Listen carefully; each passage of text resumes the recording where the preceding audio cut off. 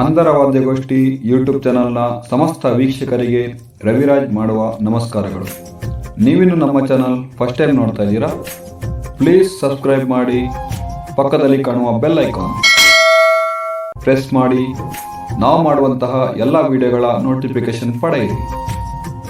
ನಾವು ಮಾಡುವಂಥ ವಿಡಿಯೋ ನಿಮಗೆ ಇಷ್ಟ ಆದರೆ ಲೈಕ್ ಮಾಡಿ, ಕಾಮೆಂಟ್ ಮಾಡಿ, ಶೇರ್ ಮಾಡಿ.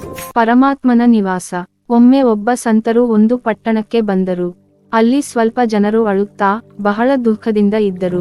ಅಷ್ಟೊಂದು ಜನ ದುಃಖದಿಂದ ಇರುವುದನ್ನು ಅವರು ಎಂದೂ ನೋಡಿರಲೇ ಇಲ್ಲ. ಬಹಳ ದುಃಖಕರವಾದ ಘಟನೆ ಏನು ಜರುಗಿರಬೇಕೆಂದುಕೊಂಡು, ಏನಾಯಿತು, ಎಲ್ಲರೂ ಯಾಕಿಷ್ಟು ದುಃಖದಲ್ಲಿದ್ದೀರಾ, ಏನು ಕಷ್ಟ ಬಂದಿದೆ ಎಂದು ಕೇಳಿದರು. ಆಗ ಆ ಗುಂಪಿನ ಜನರು, ನಾವೆಲ್ಲ ನರಕದ ಭಯದಿಂದ ನಡುಗುತ್ತಿದ್ದೇವೆ. ನರಕದಿಂದ ಪಾರಾಗುವುದು ಹೇಗೆ ಎಂದು ನಮಗೆಲ್ಲ ಬಹಳ ಭಯವಾಗಿದೆ. ಇದೇ ನಮ್ಮೆಲ್ಲರ ದುಃಖಕ್ಕೆ ಕಾರಣ. ಇದಕ್ಕೆ ಒಂದು ಪರಿಹಾರ ಕಂಡುಕೊಳ್ಳುವವರೆಗೂ ನಮಗ್ಯಾರಿಗೂ ನಿದ್ರೆಯೂ ಬಾರದು, ಶಾಂತಿ ನೆಮ್ಮದಿಯಿಂದ ಇರಲು ಆಗದು ಎಂದರು. ಸಂತರು ಯಾವ ಮಾತನ್ನೂ ಆಡದೆ ಆ ಗುಂಪನ್ನು ಬಿಟ್ಟು ಮುಂದೆ ನಡೆದರು. ಅಲ್ಲಿಂದ ಸ್ವಲ್ಪ ದೂರದಲ್ಲಿ ಇನ್ನೊಂದು ಪಟ್ಟಣದಲ್ಲಿ ಒಂದು ಮರದ ಕೆಳಗೆ ಮತ್ತೊಂದು ಗುಂಪನ್ನು ಕಂಡರು. ಆ ಗುಂಪಿನವರು ಕೂಡ ಚಿಂತಿತರಾಗಿ ಆತಂಕದಿಂದ ಅಶಾಂತರಾಗಿದ್ದಂತೆ ಕಾಣಿಸಿತು. ಸಂತರು, ಏನು ಸಮಾಚಾರ, ಈ ಪಟ್ಟಣಕ್ಕೆ ಏನಾಗಿದೆ, ಎಲ್ಲವೂ ಚೆನ್ನಾಗಿರುವಂತೆ ತೋರುತ್ತಿದೆಯಲ್ಲ, ಬಹಳ ಸಮಯ ನೀವೆಲ್ಲ ಹೀಗೆ ಚಿಂತಿಸುತ್ತಾ ಇದ್ದರೆ ಹುಚ್ಚರಂತಾಗುವಿರಿ, ಏನಾಗಿದೆ ನಿಮಗೆಲ್ಲ ಎಂದು ಇವರನ್ನು ಕೇಳಿದರು. ನಮಗೇನೂ ಆಗಿಲ್ಲ, ಸ್ವರ್ಗವನ್ನು ಪಡೆದುಕೊಳ್ಳಲು ನಮಗೆ ಆಗುತ್ತದೋ ಇಲ್ಲವೋ ಎಂಬ ಭಯ ಮತ್ತು ಆತಂಕ ನಮ್ಮನ್ನು ಬಹಳವಾಗಿ ಕಾಡುತ್ತಿದೆ. ಹೇಗಾದರೂ ಮಾಡಿ ಅದನ್ನು ನಾವು ಪಡೆಯಲೇಬೇಕು. ಒಂದೊಮ್ಮೆ ಅದನ್ನು ಪಡೆಯಲು ನಮಗೆ ಆಗದಿದ್ದರೆ ಎಂಬ ಭಯ, ಚಿಂತೆ ನಮ್ಮನ್ನು ಕಾಡುತ್ತಿದೆ ಎಂದರು.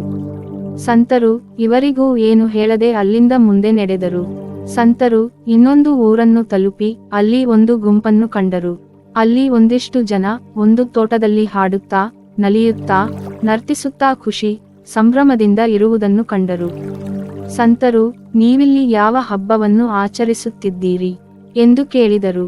ಆ ಗುಂಪಿನ ಜನ, ಅಂತ ವಿಶೇಷವೇನೂ ಇಲ್ಲ, ನಮಗೆ ಯಾವ ಅರ್ಹತೆ ಇಲ್ಲದಿದ್ದರೂ ಆ ಭಗವಂತ ನಮಗೆ ಏನೆಲ್ಲ ಕೊಟ್ಟಿರುವನೋ ಅದಕ್ಕೆ ಅವನಿಗೆ ಒಂದು ಧನ್ಯವಾದ, ಕೃತಜ್ಞತೆ ಅರ್ಪಿಸುತ್ತಿದ್ದೇವೆ ಅಷ್ಟೇ ಎಂದರು. ಸಂತರಿಗೆ ಬಹಳ ಆನಂದವಾಯಿತು. ನಾನು ಕೂಡ ನಿಮ್ಮೊಂದಿಗೆ ಸೇರಿಕೊಳ್ಳಲೇ, ನಿಮ್ಮಂಥ ಜನರೊಂದಿಗೆ ಇರುವುದು ನನ್ನ ಸೌಭಾಗ್ಯ ಎಂದರು. ಭಯದ ವಾತಾವರಣದಲ್ಲಿ ಬದುಕುವವರು ಅಥವಾ ದುರಾಸೆಯಿಂದ ಜೀವಿಸುವವರು ಎಂದೂ ಕೂಡ ಸಂತೋಷವಾಗಿರಲು, ಸಂಭ್ರಮದಿಂದಿರಲು ಸಾಧ್ಯವಿಲ್ಲ. ಅವರು ಪರಮಾತ್ಮನನ್ನು ಎಂದೂ ಖಂಡಿತವಾಗಿಯೂ ಕಾಣಲಾರರು. ಎಲ್ಲಿ ಆನಂದ, ಸಂಭ್ರಮ, ಖುಷಿ ಮತ್ತು ಕೃತಜ್ಞತೆ ಭಾವ ಹಾಗೂ ಧನ್ಯತಾ ಭಾವ ಇರುವುದೋ ಅದೇ ಭಗವಂತನ ನಿವಾಸವಾಗಿರುತ್ತದೆ. ಎಲ್ಲವೂ ಇದ್ದರೂ ಇಲ್ಲಸಲದ್ದನ್ನು ಬೇಕೆಂದು ಕಲ್ಪಿಸಿಕೊಂಡು ಸದಾ ದುಃಖಿಸುತ್ತಿರುವ ಕಡೆ, ಎಷ್ಟಿದ್ದರೂ ಇನ್ನೂ ಸಾಲದೆಂಬ ದುರಾಸೆ ಇರುವಲ್ಲಿ ಭಗವಂತ ಎಂದೂ ಇರಲು ಸಾಧ್ಯವಿಲ್ಲ. ಯಾರು ಇದ್ದುದರಲ್ಲಿ ತೃಪ್ತಿಯಿಂದ ಸಂತಸದಿಂದ ಜೀವಿಸುತ್ತಾ ಅವನು ಕೊಟ್ಟಿದ್ದಕ್ಕೆ ಅವನಿಗೆ ಕೃತಜ್ಞತೆ ಮತ್ತು ಧನ್ಯವಾದ ಸಲ್ಲಿಸುತ್ತಾ ಬದುಕುತ್ತಾರೋ ಅಲ್ಲಿ ಮಾತ್ರ ಭಗವಂತನ ಇರುವಿಕೆ ಸಾಧ್ಯವಾಗುತ್ತದೆ. ಧನ್ಯವಾದಗಳು. ಜೈ ಶ್ರೀರಾಮ್. ಶ್ರೀ ಕೃಷ್ಣಾರ್ಪಣಮಸ್ತು. ಸರ್ವೇ ಜನಃ ಸುಖಿನೋ ಭವಂತು. ಲೋಕ ಸಮಸ್ತ ಸುಖಿನೋ ಭವಂತು.